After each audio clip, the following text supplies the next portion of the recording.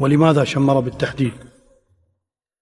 سأقول لهم وباختصار: إنها أحوال القلوب، وليس لأحد عليها من سلطان إلا من يقلبها بين إصبعين من أصابعه كما يشاء. فانقلب قلبي من بين يدي الله نحوهم في إحدى المرات، وتتبعت تاريخهم منذ أن هاجروا من اليمن بعد انهيار سد مأرب وتفرق القبائل القحطانية في أنحاء الجزيرة العربية، واختاروا هم أن يسكنوا بجوار جبلي آجا وسلمى. وما كان حبا وإعجابا بهامات طي، وعلى رأسها وذروة سنامها قبيلة شمر بفروعها الثلاثة: عبده وسنجاره وأسلم، الذين اختطوا لأنفسهم نهجا في مكارم الأخلاق لم يشابهوا به أحدا من العالمين.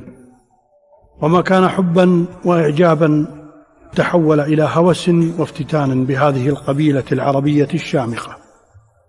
اللهم أحيهم كراما وأمتهم كراما كما تعودوا منذ آلاف السنين، وبارك لهم في ذرياتهم ولا تولي عليهم لئيما.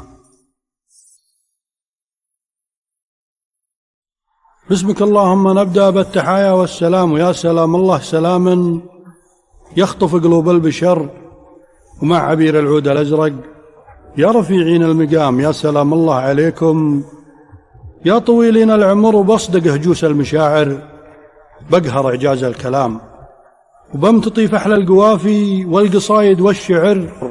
والكرم ما هو مهايط بل مجالس يا النعام، الكرم طبعه غريزة في غنى ولا فقر. ويا سلام الله عليكم يا السناعيس الكرام، عبده سنجاره أسلم، كحلوا عين الدهر، شمروا سهوم المنايا، شمر الموت الزؤام والبطل منهم يموت، وكل طعنه في الصدر. والكرم في طي خصلة تعتبر ذروة سنام، والسخا فيهم سجية تخلب الباب البصر. حاتم رمز المكارم ضمن الأسلاف العظام، وحاتم الشبه الجزيرة مصدر الهام وفخر.